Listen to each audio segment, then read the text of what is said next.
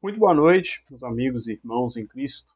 Sejam muito bem-vindos ao Resumo EBD, a playlist aqui do canal da Igreja Assembleia de Deus do Estado de Minas Gerais, em que nós comentamos as lições da Escola Bíblica Dominical da revista Betel Dominical para Adultos.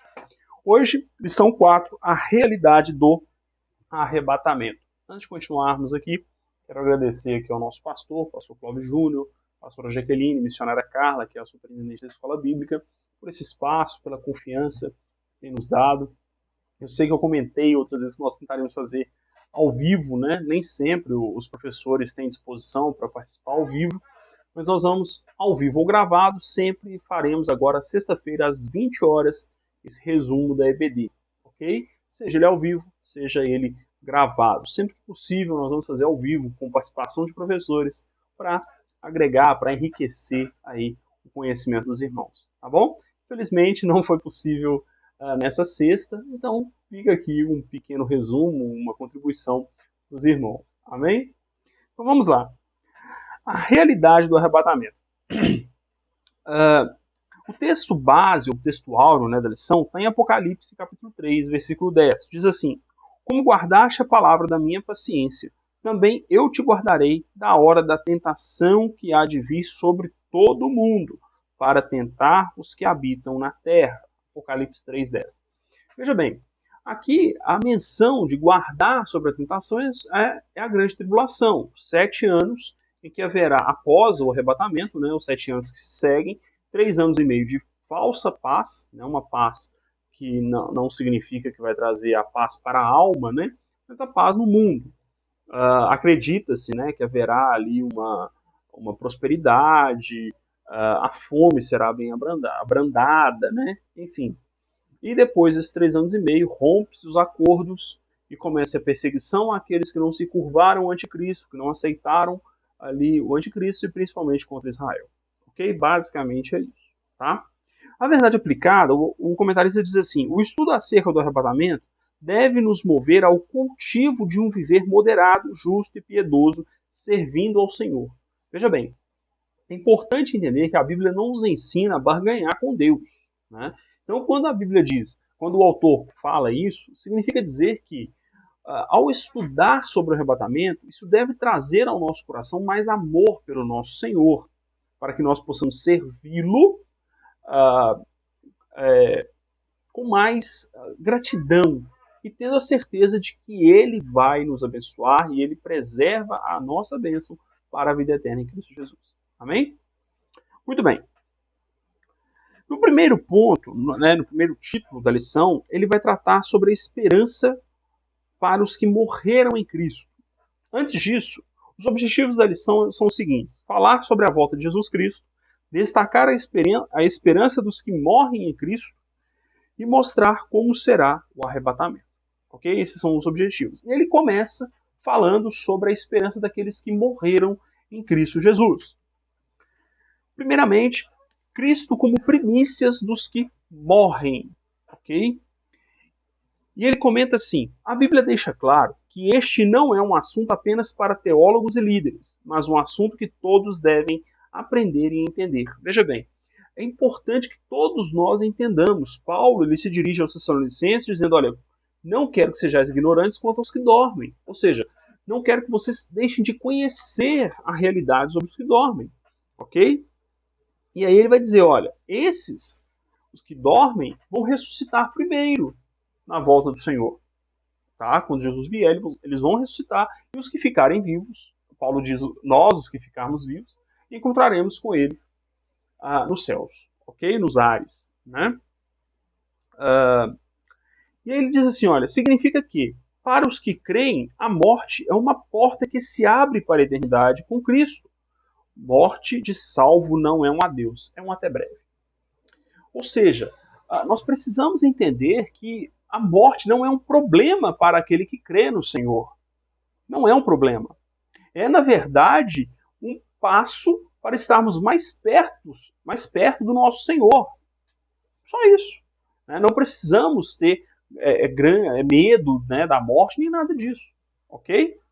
É importante dizer que não se deve desejar a morte. Quem deseja a morte tem algum problema ali de depressão, uma coisa assim, tá? Mas temer a morte também não é aconselhável para o cristão, tá?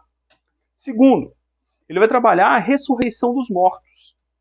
Ele vai dizer o seguinte, olha, a nossa crença nessa ressurreição é sólida, está presente na palavra de Deus, né? Ele vai dizer assim, olha, no momento que for tocada a última trombeta, o Espírito Santo, assim como ressuscitou Cristo dentre os mortos, as primícias dos que dormem, ressuscitará os salvos para a vida eterna. Romanos 8:11. Então, essa primeira ressurreição, é importante destacar, apenas os salvos ressuscitarão para o arrebatamento. E passará aqui na terra passarão 7 anos, e a igreja estará na chamada bodas do Cordeiro na eternidade. Ok? Vou falar um pouquinho disso mais na frente. Terceiro, consolai-vos com essas palavras. Isso é muito interessante. O comentarista destaca como que a vida ela é efêmera, né? Como que a vida ela é tão passageira, tão insignificante, né? A vida terrena, tá? E aí, ele destaca algumas expressões que a Bíblia traz mostrando isso, né? Fala que a vida é um conto ligeiro, Salmo 90, versículo 9. Uma nuvem que passa, Jó capítulo 7, versículo 9. Uma sombra que declina, Salmo 102:11, também nesse mesmo salmo, nesse mesmo versículo, como a erva que seca. Ou seja, a vida nossa aqui ela é finita, né? E quando Paulo fala sobre isso, consolai-vos com essas palavras, é como se fosse uma ordem, o autor vai dizer, né? O comentarista vai dizer. É uma ordem do Senhor, olha, consolai-vos, pois tenham a certeza de que a redenção virá, né, que o Senhor vai nos salvar para vivermos eternamente com Ele. Então isso é um consolo, é um conforto. Entender que haverá um arrebatamento, que Jesus vai voltar, vai nos livrar de toda angústia, isso tem que ser alento para a nossa alma, né? Tem que ser paz para a nossa alma. Amém? Segundo, a igreja é a esperança do porvir. Aqui ele destaca que o arrebatamento vai ter uma afetação mundial. Contudo, na verdade, apenas os salvos vão ressuscitar, né? Mas esse evento será percebido. Em algum momento, não muito distante, né, do momento do arrebatamento, as pessoas vão perceber, olha, sumiu um monte de gente em tudo quanto é lugar. Aqueles crentes sumiram, né? Então, vai afetar o mundo inteiro, tá? Talvez aí autoridades que forem arrebatadas, né? Vai ter uma notoriedade, olha, fulano sumiu e tal, né? Não, vai afetar o mundo todo. Contudo, é importante entender que apenas os salvos vão ressuscitar nessa primeira ressurreição, tá? A ressurreição do juízo é no segundo momento, bem? Muito bem. E Paulo vai dizer o seguinte, olha, nem todos dormiremos, né? E aí o autor vai comentar da seguinte maneira, olha, muitos creram, pregaram, e Jesus não voltou na época deles, né? Contudo, ele vai dizer o seguinte, olha, é possível que a nossa geração veja a volta do Senhor. Por quê? Por causa dos sinais, do que o mundo está vivendo, de tudo que vem acontecendo. Então é possível que sim, a nossa geração veja o arrebatamento. Agora, é importante notar, né, como eu falava aqui, que Paulo dizia, olha, nós que ficarmos vivos, todos os apóstolos esperavam que Jesus voltasse para eles. Portanto, o arrebatamento da igreja é uma esperança fundamental do cristianismo. Se você não vive essa esperança, o seu cristianismo está meia boca. Okay? É uma doutrina fundamental, é essencial. Se não há essa crença, não há um cristianismo pleno. Tá? Então precisamos viver genuinamente aguardando a volta do Senhor para nós. Ok? Guardando o arrebatamento. Tá? Aguardando essa redenção definitiva. Amém? Porque o nosso maior desejo é sermos redimidos pelo Senhor. Portanto, aguardar o arrebatamento, desejar o arrebatamento, é sim uma como é que eu vou dizer, uma necessidade, né, para que realmente você esteja vivendo a doutrina cristã, o anseio pela volta de Cristo tem que estar presente na sua vida, ok? Depois ele vai dizer, olha, não precederemos os que dormem. E aqui ele já começa a tratar como vai ser o arrebatamento, né? É o que eu falava anteriormente. Aqueles que dormem vão ressuscitar primeiro, estarão com o Senhor, e aqueles que estiverem vivos vão encontrar nos ares para ir à eternidade com o Senhor, tá? Algumas linhas aí, algumas maluquices, mas a gente deixa isso pra lá, tá? Vou deixar barato isso aí, né? De que não vai chegar no céu, vai voltar, enfim. Umas bobeiras aí. Mas enfim, é isso. Tá? Os mortos ressuscitam, aqueles que estão vivos encontram no céu e ficam na glória esses 7 anos, tá bom? E aí, já seguindo isso, ele comenta a questão que todos seremos transformados. Né? Paulo usa a expressão aquilo que é corruptível se revestirá de incorruptibilidade, aquilo que é mortal se revestirá de imortalidade. Ou seja, os efeitos do pecado vão cessar, tá? E nós seremos transformados. Na eternidade, nós teremos corpos, de maneira que nós poderemos tocar uns nos outros. A gente não vai ser Gasparzinho voando, não, sabe? Você vê através das pessoas. Não é isso, não. Nós teremos sim uma forma corpórea, como Cristo tem. É por isso que a Bíblia diz que nós seremos como Cristo. Agora entenda bem.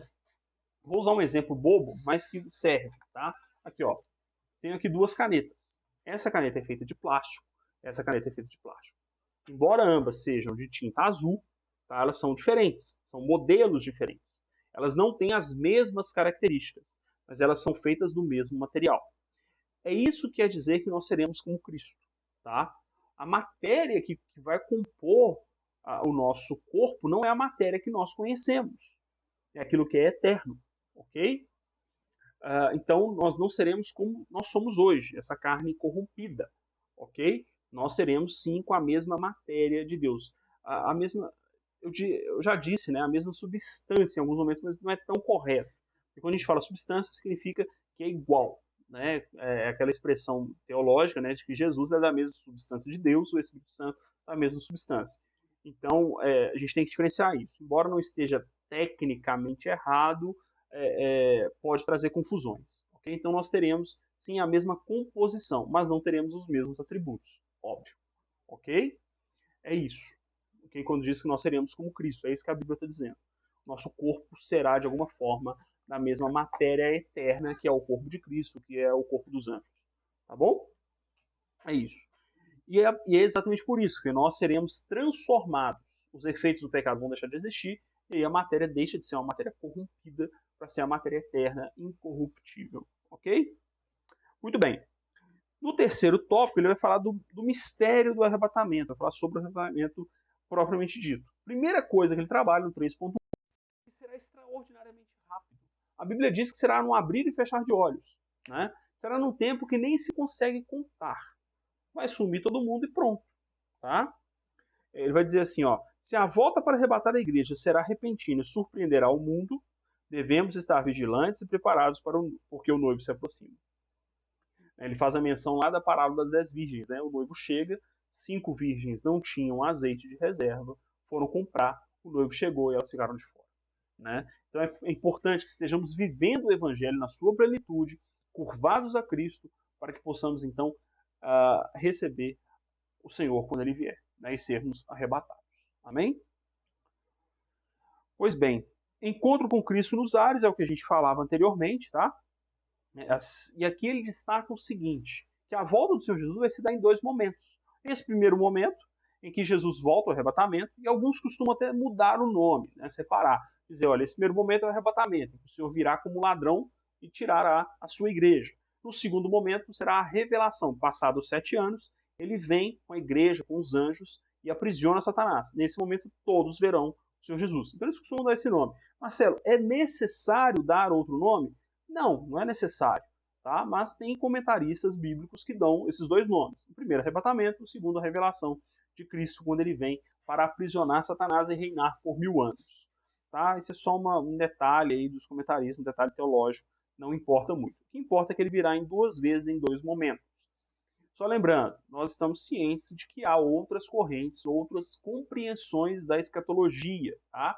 E não estamos dizendo aqui que as outras compreensões são heréticas, estão erradas, não. Estamos apenas apresentando aquilo que é a compreensão e interpretação da Assembleia de Deus, ok? A nossa interpretação é essa. Nós somos pré-tribulacionistas, ou seja, Jesus arrebata a igreja antes da grande tribulação e depois vai tratar com Israel e aqueles que ficarem vivos durante a tribulação, tá bom? Por fim, é importante entendermos que após o arrebatamento nós estaremos para sempre com Cristo. Isso tudo vai acontecer, mas o salvo já está salvo.